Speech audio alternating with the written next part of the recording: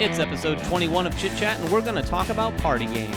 So if you're an enthusiast gamer like we are, hear us out and don't pass these games up. Of course, that doesn't mean we're not going to talk about our favorite Euros, too. Welcome back to Chit Chat. This is episode 21. That is the legal age in most states, but you don't have to be that old to watch Chit Chat. We've got Ryan here, and look at this handsome face. We've got Derek visiting again.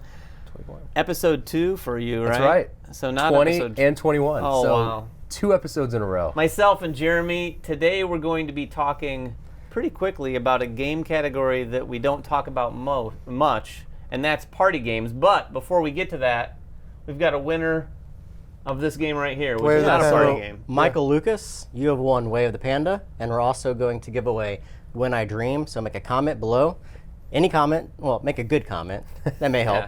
And we'll pick a winner. Yeah, and When I Dream is kind of a party game, but we wanted to talk about party games because we feel, or at least I feel, that party games kind of get a bad rap in sort of the industry scene because a lot of enthusiast gamers kind of turn their nose up at party games.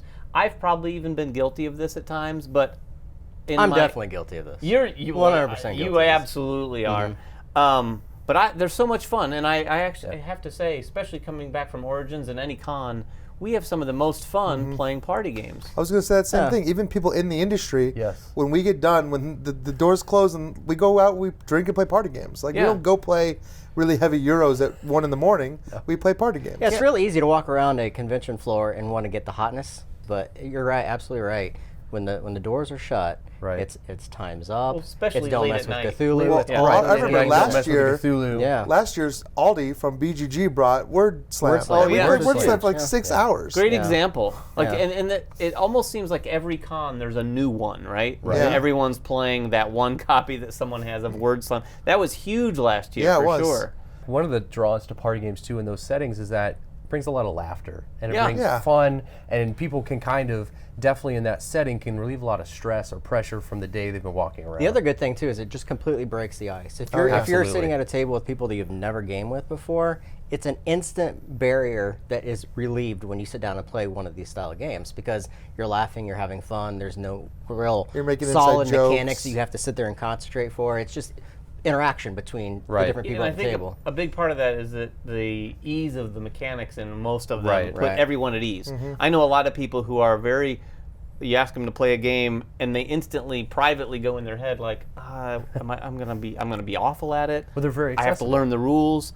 And these are like, oh, well, anyone can do this. And a lot of times they're put on teams, so you can rely on those around you, especially if you don't know the game. So, I mean, going back to your question about what we like to play, I love to, and I know my wife Lizzie, who is the better half of the Board Game Spotlight, she loves Werewords, Codenames, Sushi Go. Yeah, Sushi Go Party especially. Sushi Go Party is a fantastic drafting game. It's right there in the really name. Fun. Yeah, it really is. Party, right? I like to party.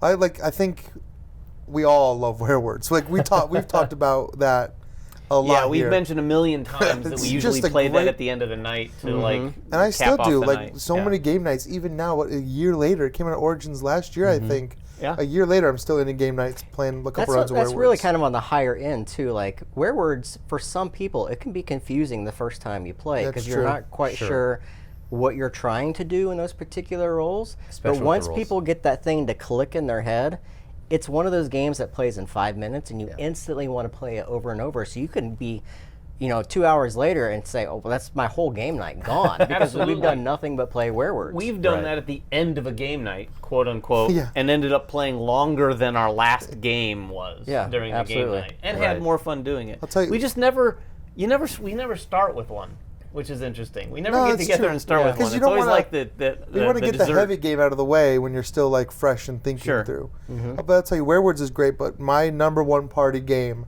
my go-to game with any large group of people is Time's Up. Yeah. And I know I'm not the only one that feels this way.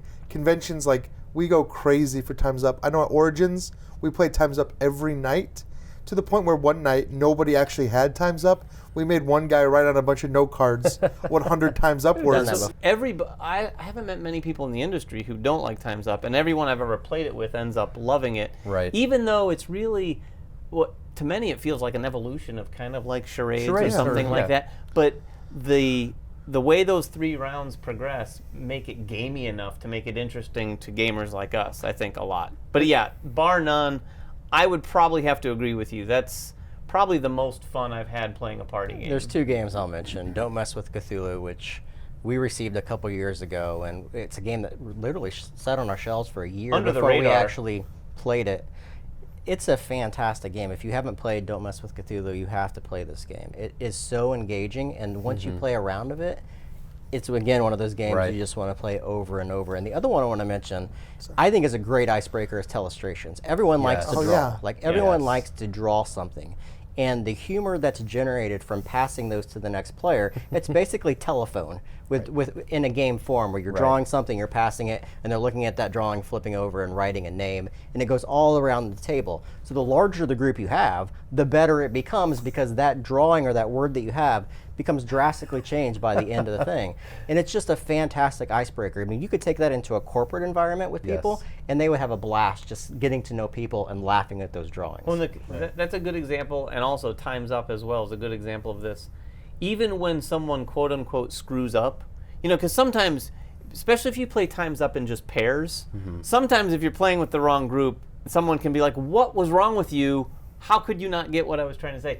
But even those situations end up being fun. No one holds a grudge like that. Everyone likes, what are you thinking? And you're like, I know, I was being stupid. Everyone's just kind of having so much fun that all of that kind of like washes away, and no one gets like upset or hurt about it. We were playing Times Up one night, and our friend Brad from Gaming with Panda, messed up so bad that every time that clue came up, we just said Brad. And like everybody knew exactly, because he had done such a bad job with that clue. You kind of meta. Get that meta going. The common denominator, I think, in all of these is a lot of them make memorable moments. Yes. Like, no offense to a lot of the games we play, but I don't think I'm ever going to play a dry Euro and go, oh my gosh, remember that time in Castles of Burgundy when you're just not going to do that. Whereas Time's Up, there are still clues from like one of the first times I've ever played Time's Up that I remember. Yeah. And I can bring it up with the people who we played that and like, oh my God, that was the most epic.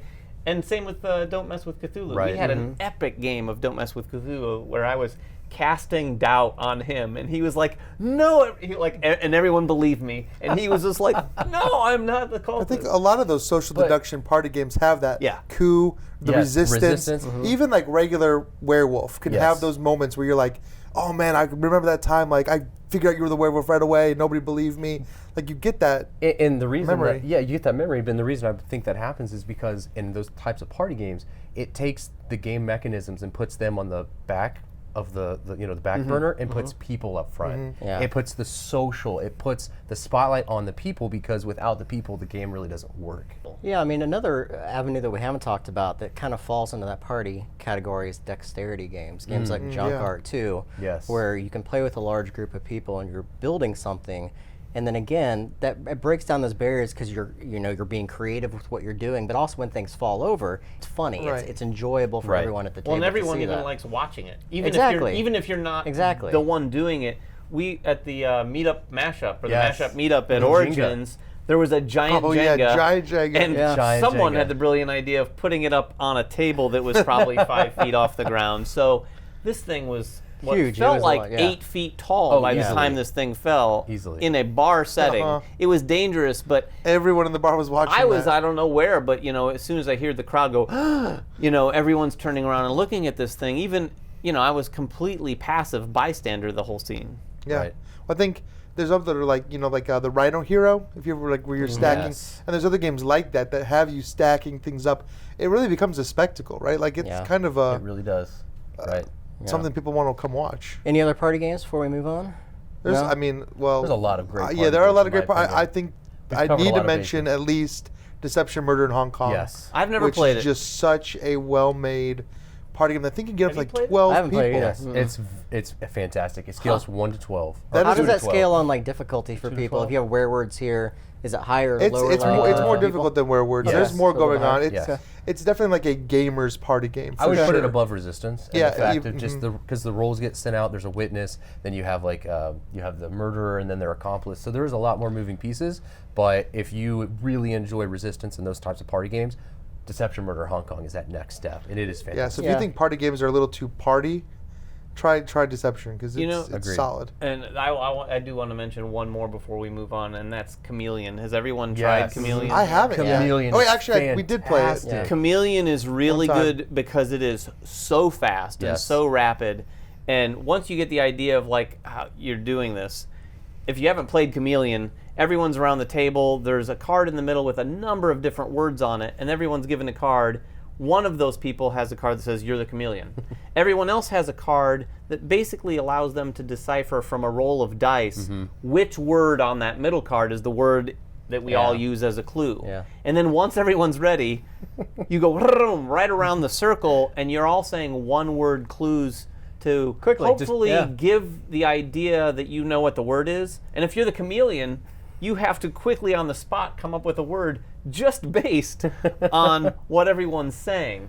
So that's a lot of fun too. Yeah. And then it plays out like a lot of those sorts of games where then people are guessing who the chameleon is, or the chameleon is, trying to figure out what the word is. But If you guys are having trouble getting people into your gaming group or just introducing games, don't overlook party games. They're fantastic ways to break the ice. If you're a gamer, get past the gaming part and try those with people. It's a great way to just introduce new people to the hobby. It is the Games best like way Sushi to bring Party. people into the hobby. Absolutely. Sushi Sushi Go Party is like, it's a game for gamers too. Right. So when you think of party games, don't just think like, oh, they want to play Cards Against Humanity or Exploding Kittens. Like there are party games for gamers out there. Not to mention a great set collection game, Ryan. Yeah.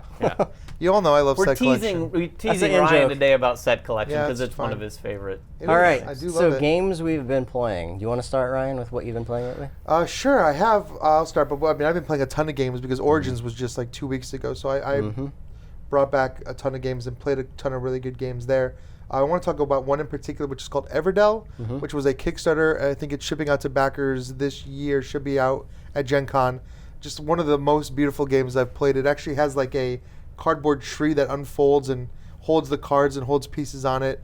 And it's a worker placement game where what you're doing is collecting resources to buy cards from a row that will come into your city, and you're basically tableau building, which builds an engine that lets you become better at worker placement, which lets you become better at buying cards, and it really it's kind of snowballs, and it's really clean. I remember seeing it on Kickstarter. It looked really pretty. It feels feels I clean. like that description too. It's very smooth. I mean, it feels very well developed. Like, That sounds great. right, yeah, it's definitely one that I'll probably be bringing out a lot. So I'm sure we'll play it. I do remember seeing it on Kickstarter too. The artwork is what the drew artwork- me in the because artwork it's is kind of gorgeous. got that animals. Yeah, it's like you play as Squirrels animals. Kind of got that and- red wall feel for me. Right, if all you've the ever cards read you those buy games. are they're buildings that are like Right. animals and critters that you can bring into your city and things like Right. that. And it's a really cool tableau engine builder. And then another huge one that I loved was Coimbra, which of course I'm gonna love Coimbra. It's the guy that did Lorenzo, which was fantastic. Yeah, last a lot year. of our favorite Euros. And like he's in that whole crew that did Lorenzo, Marco Polo, Grand Austria Hotel. Like it's all like the same group of guys like hanging out and making games.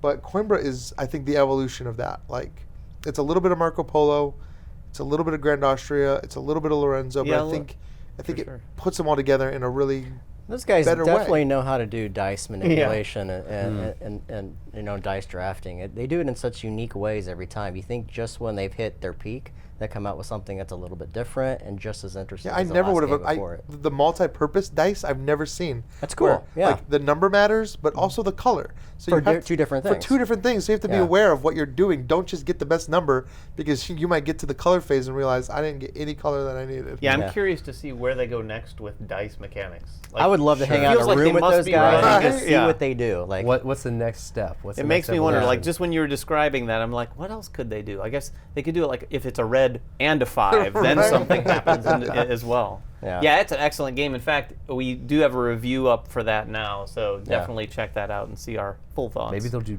dice building, like a dice forge. Oh, yeah, maybe. that'd be interesting. That'd be cool. So I've been playing a lot of games as well, coming back from Origins.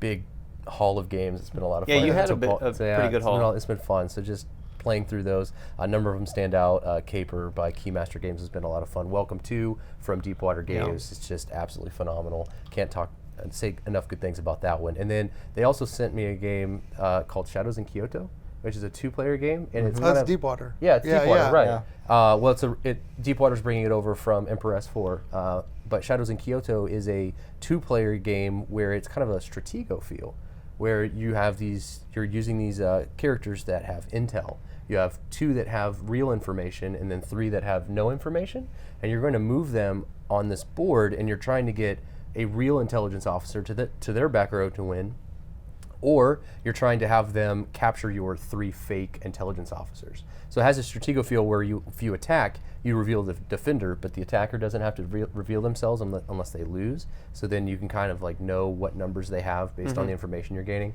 And there's some ways to have some asymmetric powers and things that have been really fun. But Cool.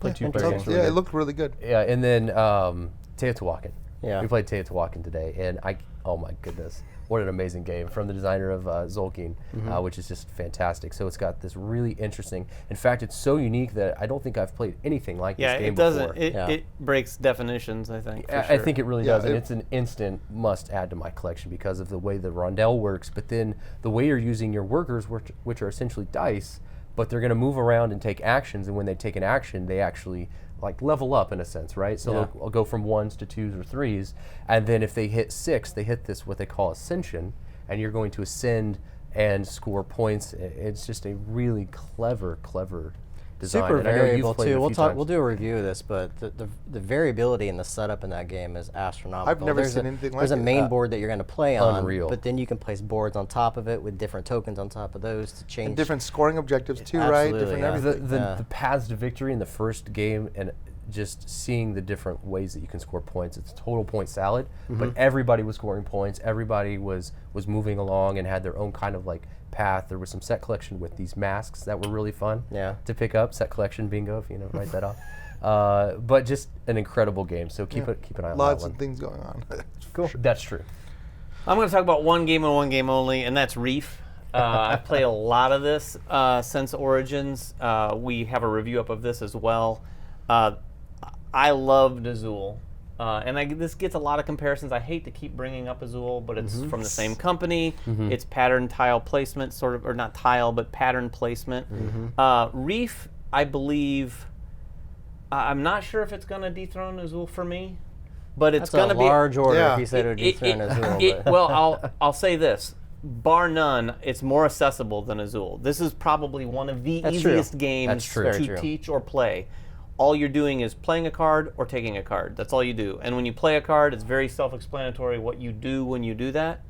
Not to mention the fact that it is satisfying almost every single turn. You're going to score some points. Very rarely will you not score some points. It's about setting up how big those point grabs are It going has to a be. cool tactical feel. to Oh, all those absolutely. tactical feel's fantastic. The pieces are nice and chunky, and they feel like they're coated really well. I was skeptical. We talked about this already, but I was a little skeptical about it at first. But I am completely on board with Reef. I don't know when is that out in stores yet, or will be It's soon. coming soon. I think it's coming soon. I was coming super very surprised soon. by that too. You know, a lot of people, you compare it to Azul, a lot of people compare it to Azul. I compare it to Dragon Castle. Because you're stacking things on top of things to make patterns. But I like it. only in that concept. Only for in that sure, not in the concept, gameplay. yeah. But either one, their gameplay on all three of them are very different. Exactly. But I think it gives you that same feel when you're playing the game. Yeah, for sure. I would agree with you, David. I think I'm leaning on the same way, and I I know feel Lizzie like definitely it's sacrilegious for me to even say that I it might know. dethrone Azul, but I really, really like At the this end of the game. day, and- Plan B doesn't care. No, right. But it's they're really knocking it out of the park. Yeah, they I mean, really they are. did Coimbra too. Yeah, Right. that's I mean, true. it's Right. really they're doing a great I job. will say the thinking and the depth is much higher than Azul for Reef. Like the spatial thinking and how you have to sequence cards to score. Oh, yeah. And place on top of your Reef.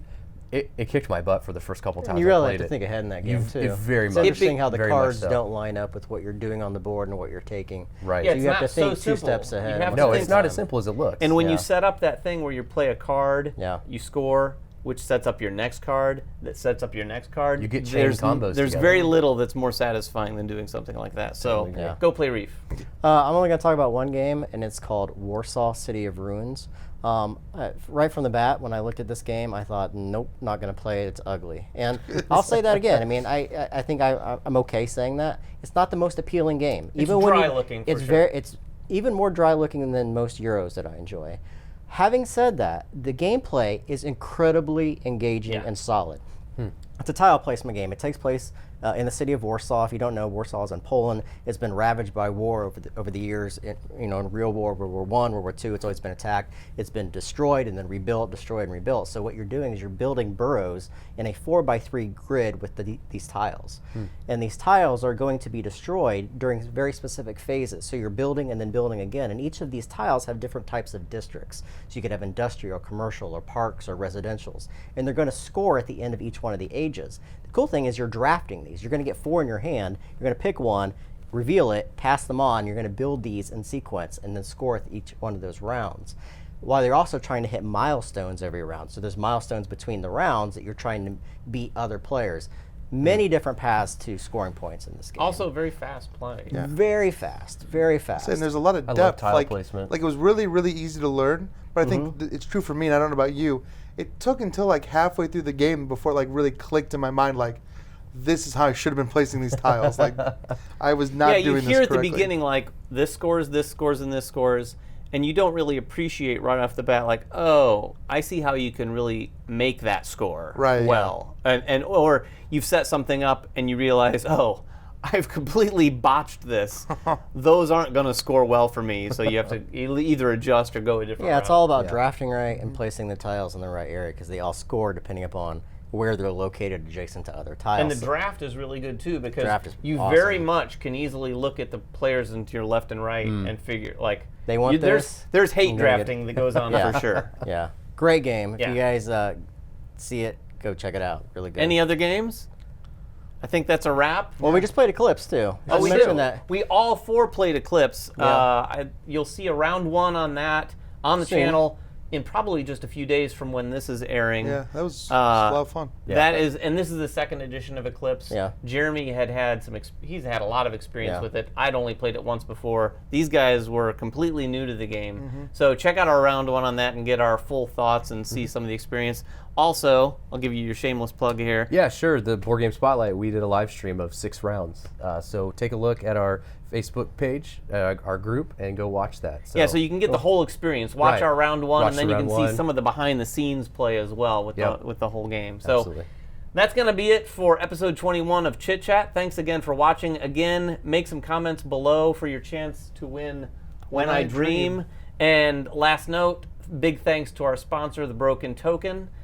We couldn't do this show without them and all of you guys watching, so thanks a lot. Well, that's another episode of Chit Chat in the bag. Thanks for watching. If you want to check out another one, there's probably one right over here in the bottom left-hand corner, or probably your right-hand corner. Whatever corner, we have something to click on, so click on one of these things and good things will happen.